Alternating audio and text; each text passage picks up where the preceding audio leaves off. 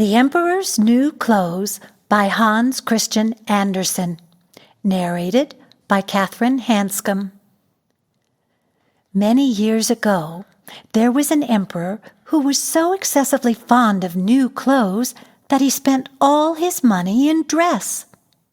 He did not trouble himself in the least about his soldiers, nor did he care to go either to the theater or the chase, except for the opportunities then afforded him for displaying his new clothes. He had a different suit for each hour of the day, and as of any other king or emperor, one is accustomed to say, "He is sitting in council," it was always said of him, "The emperor is sitting in his wardrobe." Time passed merrily in the large town which was his capital. Strangers arrived every day at the court. One day, 2 rogues, calling themselves weavers, made their appearance. They gave out that they knew how to weave stuffs of the most beautiful colors and elaborate patterns, the clothes manufactured from which should have the wonderful property of remaining invisible to every one who was unfit for the office he held, or who was extraordinarily simple in character. These must indeed be splendid clothes, thought the emperor. Had I such a suit, I might at once find out what men in my realms are unfit for their office, and also be able to distinguish the wise from the foolish. This stuff must be woven for me immediately. And he caused large sums of money to be given to both the weavers in order that they might begin their work directly. So the 2 pretended weavers set up 2 looms and affected to work very busily, though in reality they did nothing at all. They asked for the most delicate silk and the purest gold thread, put both into their own knapsacks, and then continued their pretended work at the empty looms until late at night. I should like to know how the weavers are getting on with my cloth, said the emperor to himself after some little time had elapsed. He was, however, rather embarrassed when he remembered that a simpleton, or one unfit for his office, would be unable to see the manufacture.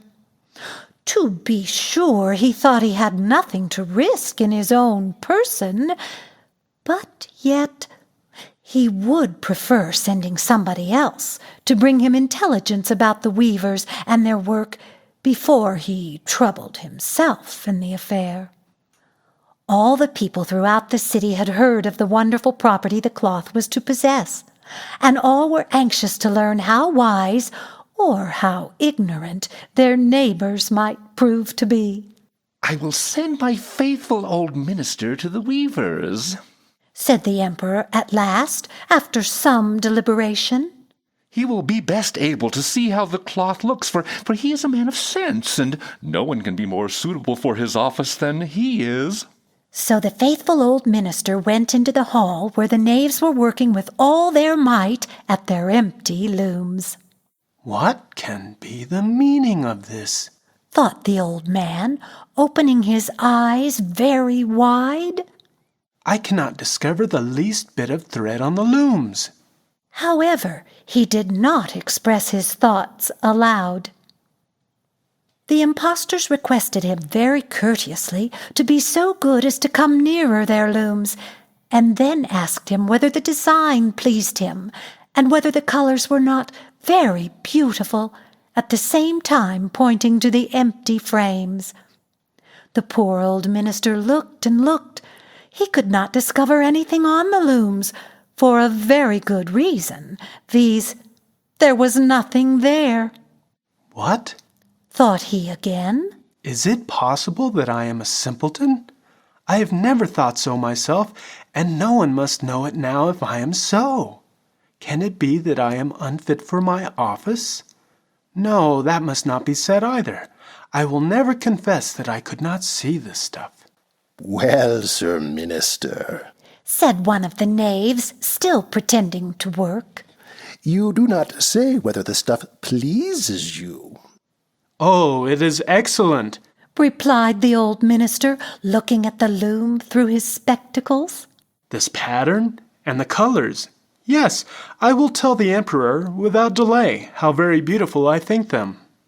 We shall be much obliged to you, said the impostors, and then they named the different colors and described the pattern of the pretended stuff. The old minister listened attentively to their words in order that he might repeat them to the emperor. And then the knaves asked for more silk and gold, saying that it was necessary to complete what they had begun. However, they put all that was given them into their knapsacks and continued to work with as much apparent diligence as before at their empty looms. The emperor now sent another officer of his court to see how the men were getting on, and to ascertain whether the cloth would soon be ready. It was just the same with this gentleman as with the minister. He surveyed the looms on all sides, but could see nothing at all but the empty frames. Does not the stuff appear as beautiful to you as it did to my lord the minister? Asked the impostors of the emperor's second ambassador, at the same time making the same gestures as before, and talking of the design and colors which were not there. I certainly am not stupid, thought the messenger. It must be that I am not fit for my good profitable office. That's very odd. However, no one shall know anything about it. And accordingly he praised the stuff he could not see, and declared that he was delighted with both colors and patterns.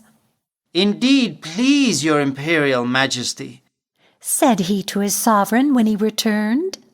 The cloth which the weavers are preparing is extraordinarily magnificent. The whole city was talking of the splendid cloth which the emperor had ordered to be woven at his own expense. And now the emperor himself wished to see the costly manufacture, while it was still in the loom.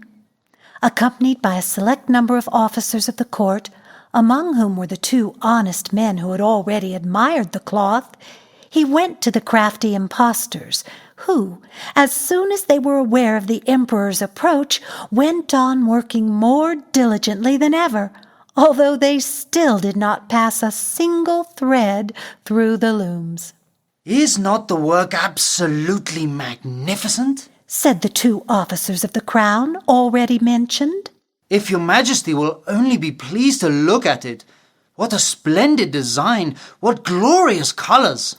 And at the same time they pointed to the empty frames, for they imagined that everyone else could see this exquisite piece of workmanship.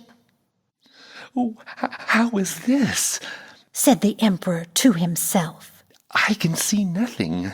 This is indeed a terrible affair. Am I a simpleton, or am I unfit to be an emperor? Oh, that would be the worst thing that could happen. Oh, the cloth is charming, said he aloud. It has my complete approbation. And he smiled most graciously and looked closely at the empty looms, for on no account would he say that he could not see what two of the officers of his court had praised so much. All his retinue now strained their eyes, hoping to discover something on the looms, but they could see no more than the others. Nevertheless, they all exclaimed, "Oh, how beautiful!"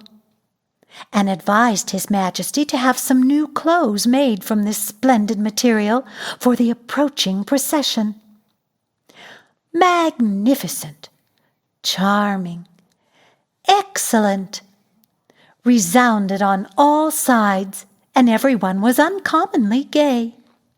The emperor shared in the general satisfaction, and presented the impostors with the riband of an order of knighthood to be worn in their buttonholes, and the title of Gentlemen Weavers. The rogues sat up the whole of the night before the day on which the procession was to take place, and had 16 lights burning, so that everyone might see how anxious they were to finish the emperor's new suit. They pretended to roll the cloth off the looms, cut the air with their scissors, and sewed with needles without any thread in them. See, Cried they at last. the emperor's new clothes are ready. And now the emperor, with all the grandees of his court, came to the weavers, and the rogues raised their arms as if in the act of holding something up, saying, Here are your majesty's trousers. Here's the scarf. Here is the mantle. The whole suit is as light as a cobweb. One might fancy one has nothing on at all when dressed in it. That, however, is the great virtue of this delicate cloth. Yes, indeed, said all the courtiers, although not one of them could see anything of this exquisite manufacture. If your imperial majesty will be graciously pleased to take off your clothes, we will fit on the new suit in front of the looking-glass. The emperor was accordingly undressed, and the rogues pretended to array him in his new suit, the emperor turning round from side to side before the looking-glass. How splendid his majesty looks in his new clothes, and how well they fit! Everyone cried out. What a design! What colors! These are indeed royal robes. The canopy which is to be borne over your majesty in the procession is waiting, announced the chief master of the ceremonies. I am quite ready. Answered the emperor. Do my new clothes fit well? Asked he, turning himself round again before the looking-glass in order that he might appear to be examining his handsome suit. The lords of the bedchamber, who were carrying his majesty's train, felt about on the ground as if they were lifting up the ends of the mantle, and pretended to be carrying something, for they would by no means betray anything like simplicity or unfitness for their office. So now the emperor walked under his high canopy in the midst of the procession through the streets of his capital, and all the people standing by and those at the windows cried out, "Oh, how beautiful are our emperor's new clothes! What a magnificent train there is to the mantle! How gracefully the scarf hangs!" In short, no one would allow that he could not see these much admired clothes, because in doing so he would have declared himself either a simpleton or unfit for his office. Certainly none of the emperor's various suits had ever made so great an impression as these invisible ones. But the emperor has nothing at all on, said a little child. Listen to the voice of innocence, exclaimed his father, and what the child had said was whispered from one to another. But he has nothing at all on, at last cried out all the people. The emperor was vexed, for he knew that the people were right, but he thought the procession must go on now, and the lords of the bedchamber took greater pains than ever to appear holding up a train, although in reality there was no train to hold. The end.